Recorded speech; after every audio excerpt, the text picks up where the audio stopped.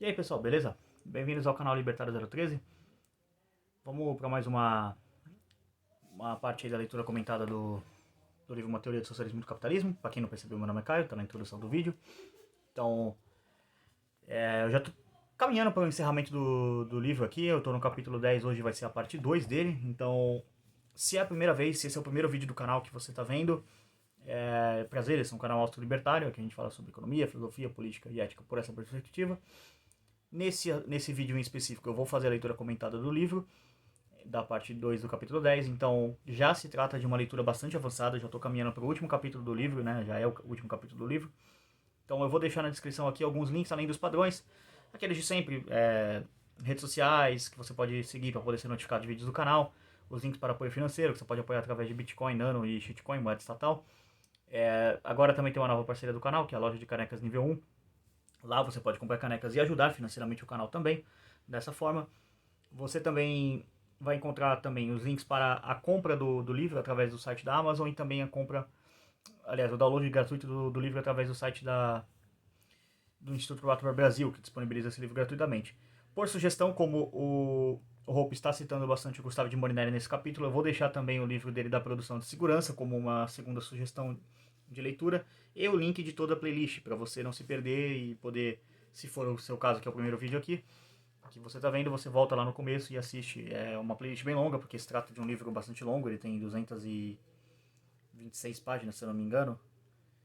205 páginas de conteúdo, eu estou na página atualmente 185, então faltam mais 20 páginas aí. Então é isso aí. Lembrando que esse livro aqui é uma discussão teórica sobre o que é capitalismo, o que é socialismo e por que o capitalismo é moralmente superior e eticamente superior também ao socialismo. Então é essa discussão que foi feita ao longo do livro. Aqui, especificadamente, esse capítulo trata da produção capitalista e problema dos bens públicos. A parte que eu parei é no finalzinho da página 185. Vamos seguir aí com a leitura. Mas enfim, sem mais delongas, vamos dar início aí. Claramente, eles podem ser fornecidos pelos mercados. Além do mais, a evidência histórica nos mostra que todos os supostos bens públicos que o Estado agora provê, na verdade, foram em algum momento do passado fornecidos por empreendedores privados, ou mesmo hoje ainda o são em um ou outro país. Por exemplo, os correios já foram privados em quase todos os lugares. As ruas eram financiadas privadamente e em alguns casos ainda são. Mesmo os amados faróis foram originalmente criados por empresas privadas. Forças policiais privadas, investigadores e árbitros ainda existem. E a ajuda aos doentes, aos pobres, aos idosos, aos órfãos e às viúvas tem sido tradicionalmente uma área de atuação de organizações privadas de caridade. Afirmar que essas coisas não podem ser produzidas por um sistema de puro mercado é falsificar exponencialmente a experiência. Aqui o Roper dá bons exemplos de caridade privada, né? Aqui no, aqui no Brasil tem um belo exemplo disso, que é o Hospital Santa Casa, que é basicamente uma fundação que funciona com doações privadas. Você consegue encontrar vários lugares, casas de auxílio a idosos que recebem doações, ONGs até de certa forma, né? Fazem isso, por exemplo, algum lugar que alguém pode argumentar assim, mas que é um bem público cuidar dos animais, dar um lugar para um animal de rua morar, um exemplo. Você tem ONGs que fazem isso, você tem pessoas privadas que fazem isso, então não, não realmente importa aqui, mas o Hope vai desenvolver mais esse conceito mais pra frente. Mas vamos seguir aqui. Além dessa, surgem outras dificuldades quanto à distinção entre bens públicos e privados. Peraí, deixa eu só voltar aqui. Além dessa, surgem outras dificuldades quando a distinção entre bens públicos e privados é utilizada para decidir o que deixar ou não para ser realizado pelo mercado. E se, por exemplo, a produção dos supostos bens públicos teve consequências negativas para terceiros, ou se as consequências foram positivas para alguns e negativas para outros? E se o vizinho cuja casa foi salva do incêndio pelo meu corpo de bombeiros desejasse que ele tivesse sido incendiado? Talvez porque o imóvel tivesse seguro.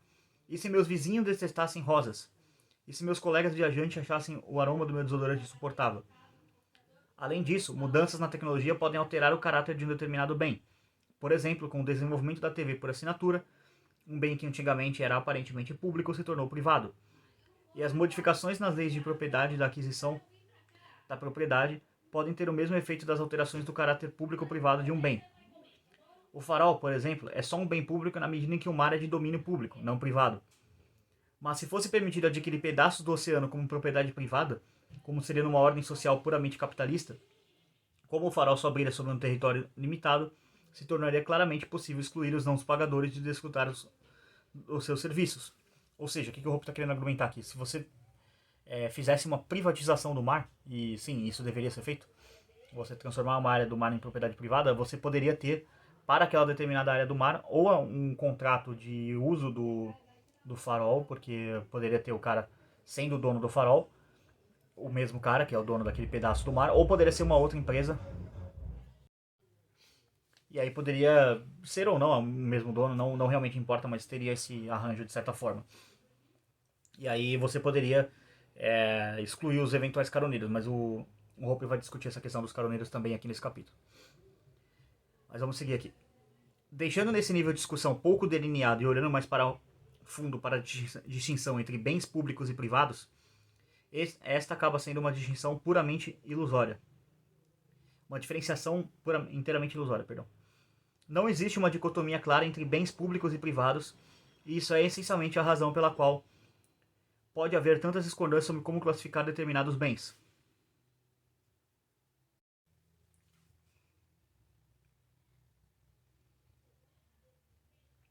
Todos os bens são mais ou menos privados ou públicos e podem, e constantemente o fazem, mudar no que tange ao seu grau de privacidade e publicidade a partir da mudança dos valores e das avaliações das pessoas, e com as alterações na formação da população. Eles nunca se enquadram, de uma vez por todas, dentro de uma ou outra categoria. Para reconhecer esse aspecto, devemos recordar o que é que faz de algo um bem. Para que algo seja um bem, tem que ser pensado e tratado como sendo escasso. Isto é, algo que não é um bem por si mesmo, mas é um bem aos olhos do observador. Nada é um bem sem, pelo menos, uma pessoa avaliá-lo subjetivamente como tal.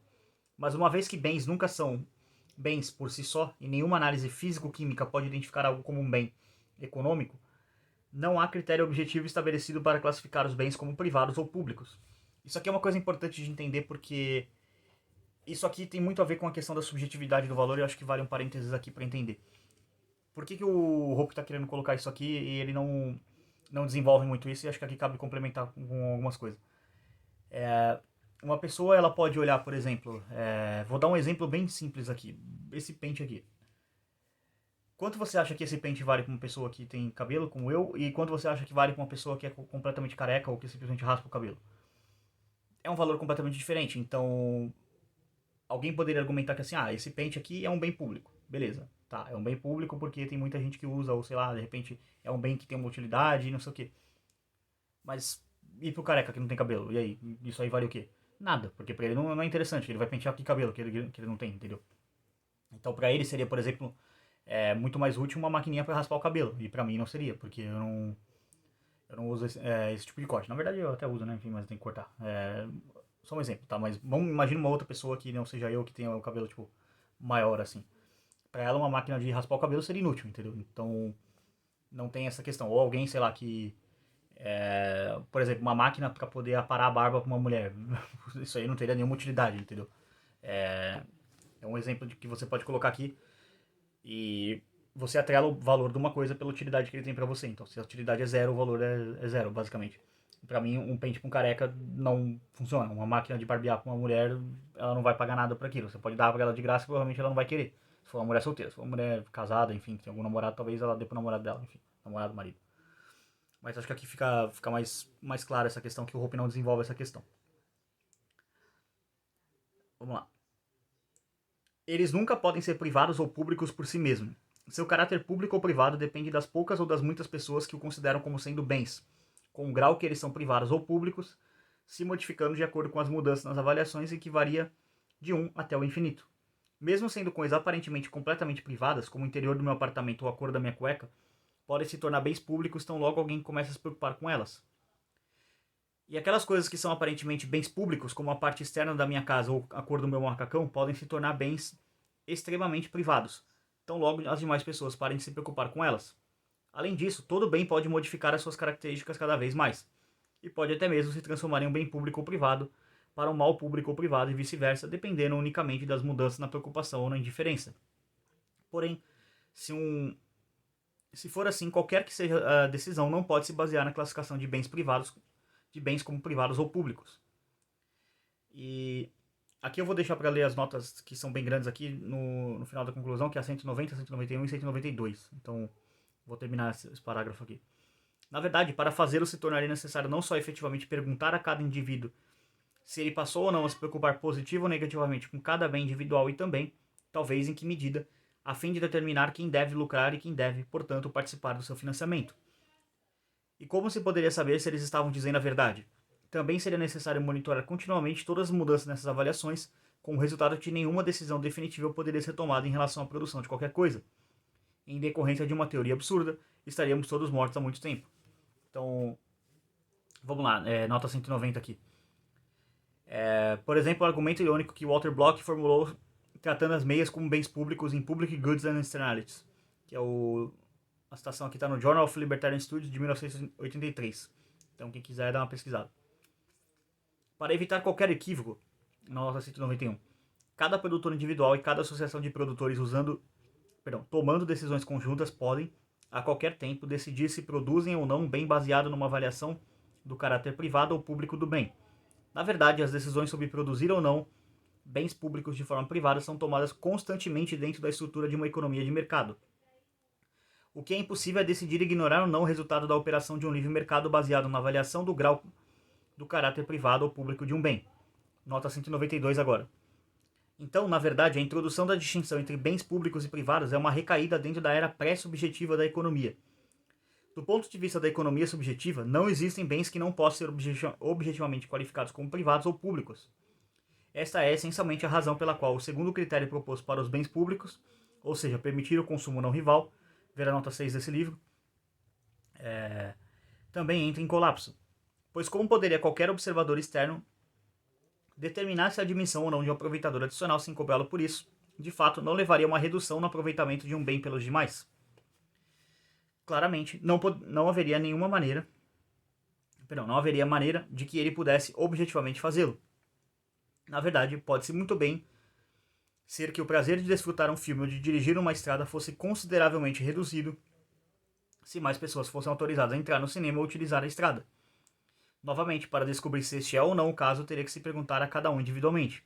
E nem todo mundo pode concordar. Então, além disso, uma vez que mesmo um bem que permite o consumo não rival não é um bem gratuito e eventualmente se formaria uma multidão em decorrência da admissão de aproveitadores adicionais e, portanto, todo mundo teria que ser consultado sobre a margem adequada. Além do mais, o meu consumo pode ou não ser afetado, dependendo de quem é admitido gratuitamente, por isso eu também teria que ser consultado sobre o assunto. E, finalmente, todos podem mudar de opinião ao longo do tempo sobre todas essas questões. É, portanto, da mesma forma impossível decidir se um bem deve ou não ser produzido pelo Estado, em vez de sê-lo pela iniciativa privada, baseando-se no critério de consumo não rival, assim como o da não exclusão. Vou ver a nota 16 aqui que ele cita, do próprio livro. Então vamos desenvolver aqui um pouco sobre essa nota aqui, que é uma coisa um pouco complexa. Vamos pegar aqui um exemplo do cinema, que é uma coisa bem simples aqui. Digamos que assim, vamos estabelecer um cinema aqui, uma sala de 100 pessoas, com 100 assentos ali, talvez seja uma sala de cinema pequena, não sei, mas imagina que seja 100, vamos fazer esse exemplo. O dono do estabelecimento, ele estabelece que assim, no preço padrão dele, assim, o preço normal, não importa realmente o preço aqui, imagina um valor de um preço padrão de ingresso de cinema na sua cidade, ele precisa cobrar aquele preço padrão de 50 pessoas para ele pagar os custos. Então, vamos colocar aqui assim, a meta dele é colocar a cada sessão de cinema 60 pessoas, que aí além dele pagar os custos, ele consegue ter um lucro com essas 10 pessoas. Então, digamos que assim, as outras 40 pessoas que ocupariam aquela sala de cinema em específico seriam simplesmente pessoas que não fariam muita diferença em termos de custo operacional para ele, seria só tipo um lucro a mais que ele teria, seria um a mais que ele ganharia. E digamos que assim, vamos dar um exemplo aqui, esse cara decide abrir uma sessão para uma garotada, assim, uma criançada pequena, e fala assim, vou chamar uma turma de uma escola aí, 40 pessoas, pô, sei lá, tem uma turma ali que tem 25, mas aí vem os alunos, vem não sei o que, e vem mais a galera, vamos lá. Só que assim, vamos dizer que essa sala seja um bando de capetinha, um bando de molequinho que fica fazendo bagunça e atrapalha a exibição das pessoas. Então, aquelas 50 pessoas que pagaram o ingresso, vamos colocar, 60 pessoas que pagaram o ingresso, né, as 50 que ele empata e mais as 10 que ele faz um lucro ali que ele acha satisfatório, por qualquer motivo que seja, essas 60 pessoas teriam que ser consultadas para ver se elas concordam com aquilo. E assim, uma pessoa poderia falar, pô, que legal, criancinha, tal, não sei o que, pô, legal, traz aí, pô, que cara bacana, fazendo um projeto de caridade aí, trazendo criança pra ver o filme de graça. E aí, sei lá, de repente essas pessoas, vamos colocar assim, um número, por exemplo, esse grupo de 25 pessoas que achou legal, daqui a pouco a molecadinha começa a fazer bagunça, atrapalha o filme, ele não consegue ouvir. E aí, sei lá, dessas 25, sei lá, 23 mudou de ideia e falou, mano, tira essa molecada daqui, entendeu? Tá me atrapalhando. É um exemplo disso. E aí como que você vai falar assim, ah, mas é um consumo não rival. Então não pode ter um consumo rival entre um bem. Mas aí começou, tipo assim, nesse grupo de 25 pessoas que achou legal, 25, vamos colocar assim, 25, 35. 25 achou de boa, 35 ficou meio, tá bom, vai, é a sala do cara. E desses 25, vai, esse exemplo aí, 23 mudou pro outro lado.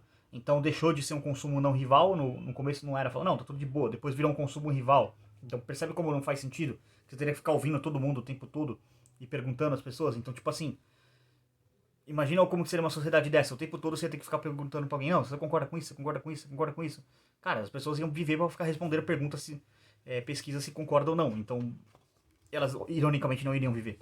Então é o que o Hope conclui aqui com uma teoria absurda. Estaremos todos mortos há muito tempo. Então, o Hope tá certo pra caramba aqui. Mas enfim, vamos seguir aqui com a leitura. Mas mesmo que fosse para ignorar todas essas dificuldades, e caso se estivesse disposto a admitir, em prol do argumento, que a distinção entre bens públicos e privados fosse adequada, mesmo assim o argumento não provaria o que deveria provar. Nem fornece razões conclusivas pelas quais os bens públicos, considerando que eles existem como uma categoria separada de bens, deveriam de todo modo ser produzidos, nem porque o Estado, e não as empresas privadas, é que deveria produzi-los. É o que a teoria dos bens públicos afirma essencialmente, considerando a distinção conceitual já mencionada. Os efeitos positivos dos bens públicos para as pessoas, que não contribuem em nada com a sua produção ou financiamento, prova que esses bens são desejados. Mas, evidentemente, eles não teriam sido produzidos, ou pelo menos não na quantidade e qualidade suficientes num livre mercado competitivo, uma vez que nem todos aqueles que lucrariam com a sua produção contribuiriam financeiramente para viabilizá-la. Portanto, para produzir esses bens, que são evidentemente desejados, mas que não seriam produzidos de outra maneira, o Estado deve intervir e ajudar na produção. Esse tipo de raciocínio, que pode ser encontrado em quase todo o livro-texto de economia, sem excluir os ganhadores Nobel, é completamente falacioso por duas razões. Nota 193 aqui. Samuelson, a teoria pura do gasto público, Pure Theory of Public Expenditure, acho que é isso aqui, em Review of Economics and Statistics e Economics New York, em 1936. Milton Friedman, Capitalismo e Liberdade, capítulo 2, aqui ele também cita o Hayek, Direito, Legislação e Liberdade, volume 3, Visão 1935, capítulo 14. Bom, aqui o Hope ele vai começar a desenvolver o argumento dele sobre o porquê que isso é falacioso por duas razões, como ele dá a entender aqui no gancho que ele deixa.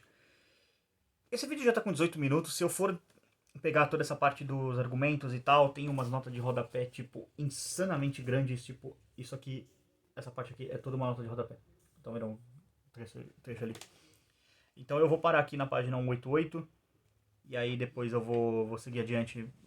Vou ver se eu solto o vídeo hoje mesmo, enfim, se você estiver vendo no futuro não realmente importa. Acredito que eu devo soltar hoje mesmo, que eu já vou gravar logo na sequência. Vou subir isso aqui pro YouTube já, né? E deixa aí na descrição o que você tá achando da série, enfim, deixa um comentário sobre o livro, o que você tá achando, se tá bom, se tá difícil de entender, se você ficou com alguma dúvida, porque, de novo, vai ser um assunto complexo, então pode ser que você tenha ficado com dúvida. Tô aí pra responder. Se inscreve no canal também, reforçando o pedido aí. Curta o vídeo também, isso ajuda a engajar, sininho das notificações, redes sociais na descrição, enfim, link da playlist. É isso, quero agradecer a todo mundo que assistiu. Por esse vídeo é isso. Tchau, tchau.